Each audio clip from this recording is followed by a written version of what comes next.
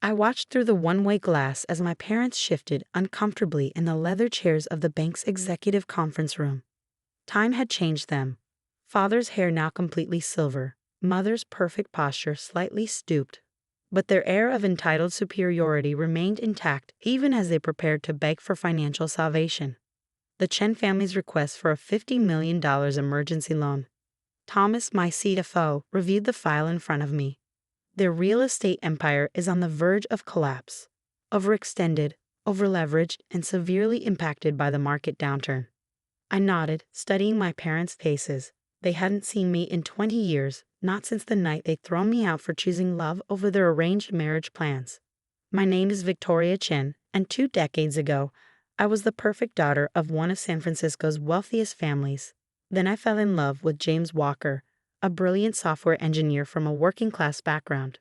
My parents' response had been swift and absolute: marry their choice, wealthy real estate heir Andrew Kim, or be cut off completely. I chose James. They don't know you own Meridian Bank? Thomas asked quietly. No, I replied, remembering the day I'd walked away from my family's wealth and privilege. They probably assume I'm living in some middle-class suburb, married to my poor husband. The irony wasn't lost on me. James's software innovations had made us billionaires within 10 years of our marriage, while my parents continued building their real estate empire the old way, through connections, leverage, and family money. We quietly revolutionized financial technology. 5 years ago, we'd bought Meridian Bank as part of our expansion into financial services. Now, watching my parents await their fate in that conference room, I thought about all they'd missed. Our wedding, celebrated with friends who loved us for who we were, not what we owned. The birth of our children, now teenagers who'd never met their grandparents.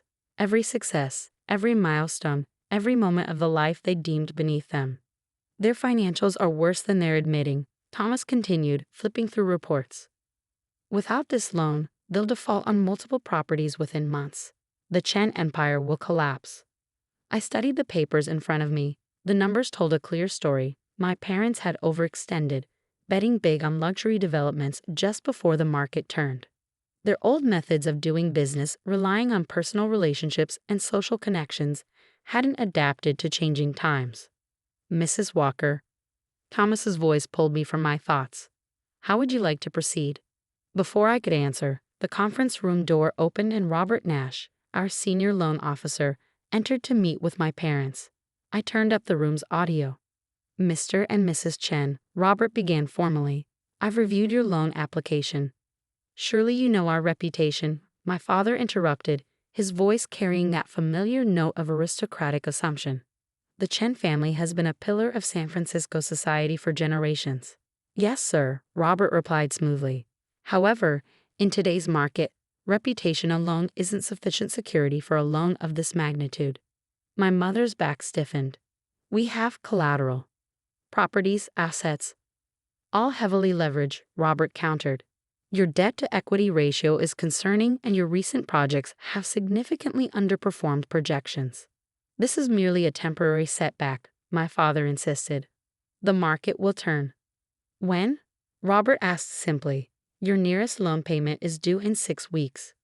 Without this financing, you'll default on at least 3 major properties. The silence that followed was heavy.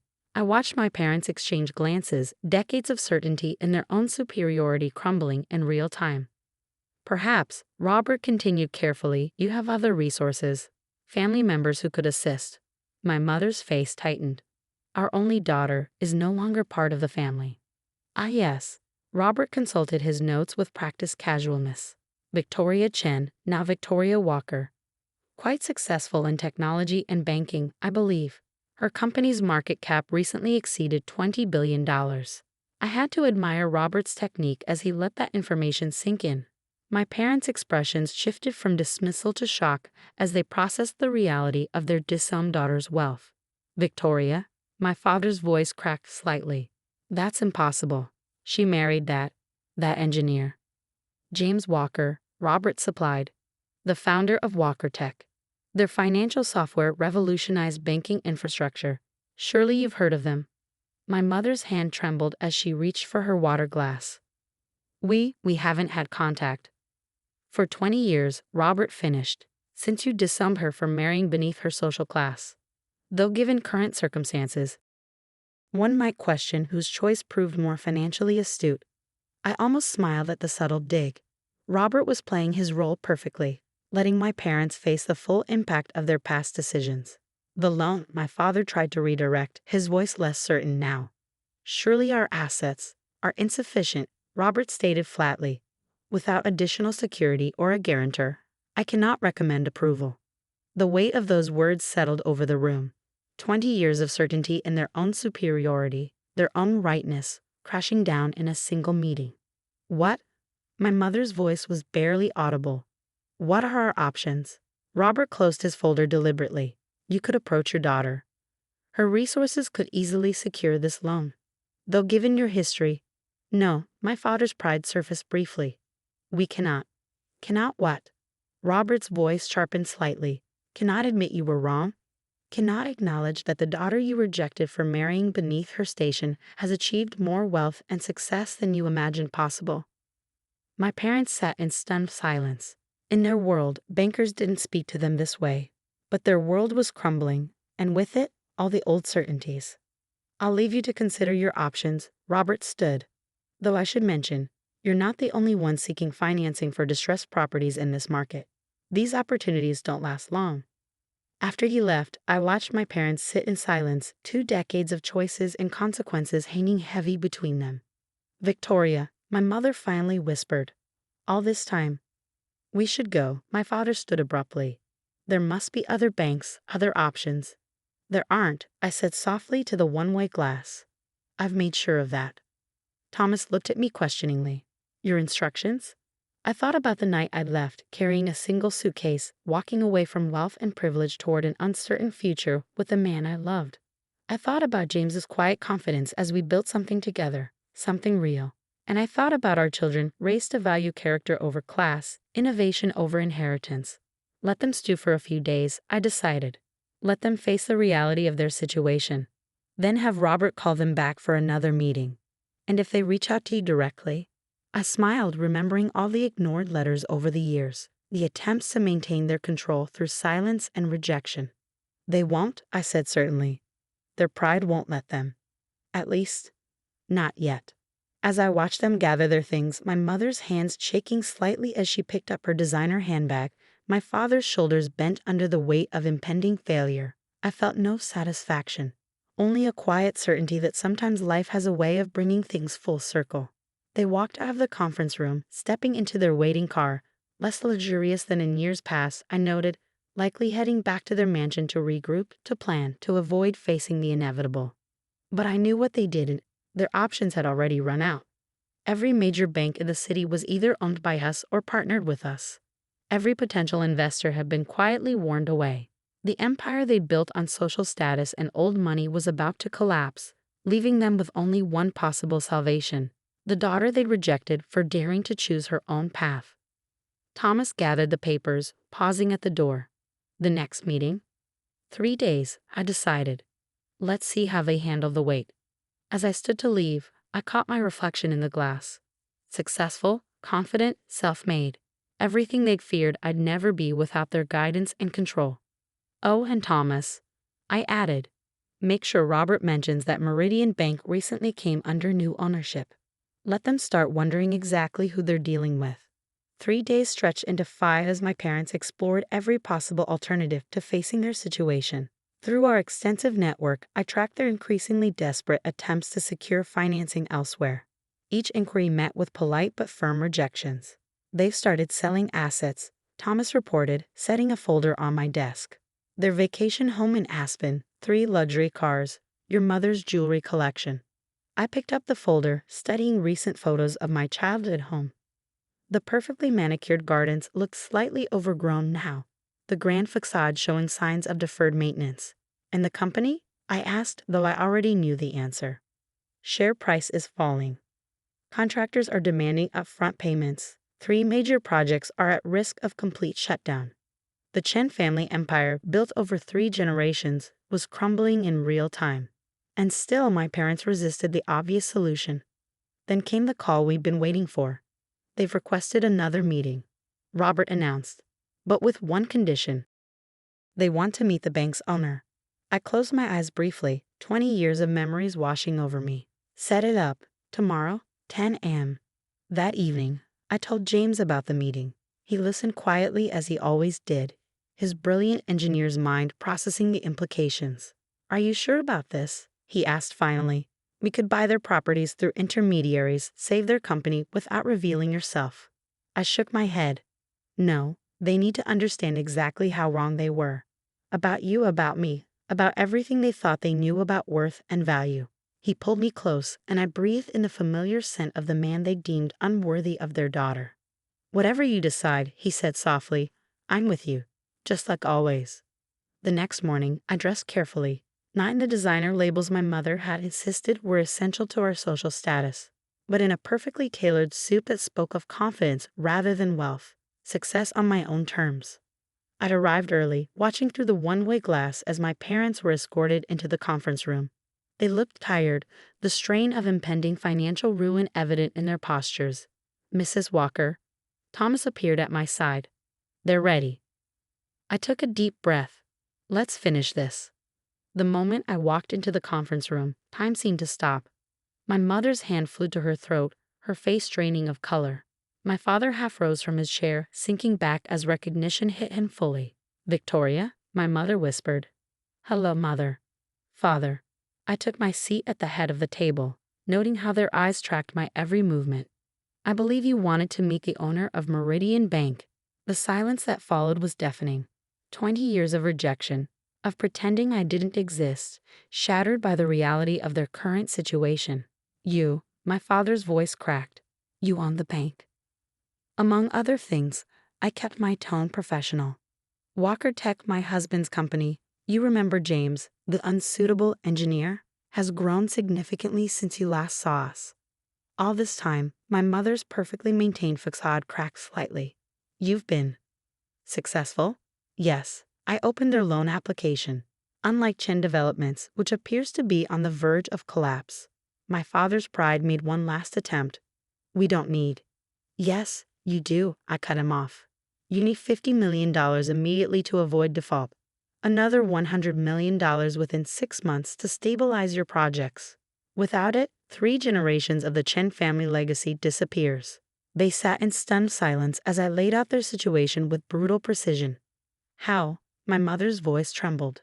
"How did you build all this?" I gestured to our surroundings. "Without your connections, your social circle, your arranged marriages, by understanding that true worth isn't about who you know or where you come from. It's about innovation, adaptation, seeing the future instead of clinging to the past." "Victoria," my father leaned forward. "Whatever happened, we're still family. Are we?" I met his gaze steadily. 20 years ago, family meant controlling who I could love. It meant choosing status over happiness. It meant turning your back on your only daughter because she saw value in something beyond your narrow definition of worth. "We were trying to protect you," my mother whispered. "No," I corrected quietly. "You were trying to control me." "There's a difference." I pulled out another folder, photos of my life they'd missed. My wedding to James, the birth of our children, holidays, celebrations, moments of joy shared with people who loved us for who we were, not what we owned. "Your grandchildren," I said, watching their faces as they stared at images of teenagers they'd never met. "Emma's starting college next year. MIT, early admission. Michael's already developing his own software. They've never known their grandparents, never understood why their mother's family chose pride over love." Tears rolled down my mother's face as she touched the photos. My father's hands trembled slightly. "The loan application," I continued professionally. "I'll be direct. No other bank will help you. We made sure of that. Your only option is Meridian Bank, is me." "What?" My father swallowed hard. "What are your terms?" I placed a document on the table. Full disclosure of all assets and liabilities. Complete restructuring of management. You'll step down. Professional executives will be appointed. And I pause, letting the moment stretch. "And," my mother prompted, "and you'll both attend Sunday dinner at my house. Every week, you'll get to know your grandchildren, not as heirs to a fortune, but as the remarkable people they are. You'll see the life you rejected, understand the happiness you dismissed as beneath you." They stared at me, decades of pride warring with desperation. If we refuse? My father asked quietly. Then Chen Developments fails. Your empire collapses, and you spend your retirement wondering if your social status was worth the family you lost.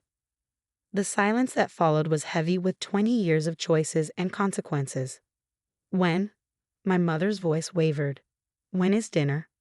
Sunday at 6, I stood gathering my papers. Don't be late. Emma's making her grandmother's dumplings. The ones you taught me before status became more important than family. As I walked to the door, my father called out, Victoria, we were wrong. I turned back, seeing for the first time not the powerful parents who'd shaped my childhood, but two elderly people facing the consequences of their choices. Yes, I said softly. You were. The question is, are you ready to make it right? The following Sunday, at exactly 6 o'clock, a car pulled up to our house. Not their usual luxury vehicle, but a modest sedan. I watched through the window as my parents approached the door, clutching a bottle of wine and looking more uncertain than I'd ever seen them. Emma opened the door, the granddaughter they'd never met welcoming them with her father's warm smile and her mother's strength. You must be my grandparents, she said simply. Come in. Dinner's almost ready. As they stepped into the home I'd built with the man they'd rejected, I saw them take in the success their narrow vision hadn't been able to imagine, not in designer labels or imported furniture, but in the patents framed on the walls, the prototypes of James's innovations, the awards for contributions to technology and finance. Welcome, James stepped forward, the unsuitable engineer now a respected innovator. We've been waiting a long time for this. And as we sat down to dinner, 3 generations at one table for the first time, I watched my parents begin to understand what they'd really lost 20 years ago. Not status or social position, but the chance to be part of something genuine, something built on love and innovation rather than privilege and pride. It wasn't forgiveness. Not yet. That would take time, effort, and genuine change on their part. But it was a beginning. A chance to rebuild not just their company, but something far more valuable. A family connection based on who we were, not what we owned. The Chen Empire might have crumbled, but from its ruins, something more authentic could grow. If they were willing to learn, to change, to see value beyond their old definitions of worth. As Emma served her dumplings, perfect replicas of her grandmother's recipe, learned from my memories rather than direct teaching, I saw tears in my mother's eyes. Perhaps she was finally understanding that true legacy isn't about money or status. It's about the connections we build, the love we share, and the courage to choose what's real over what's expected. The future would be different from anything they'd imagined, but maybe, just maybe, it would be better than the life they tried to force me into all those years ago. Because sometimes the best revenge isn't about making others suffer, it's about showing them exactly what they lost by being unable to see beyond their own prejudices. And as we ate together, this broken family taking its first steps toward healing, I realized that success truly is the best revenge, not because it proves others wrong, but because it proves you right for believing in yourself when no one else would.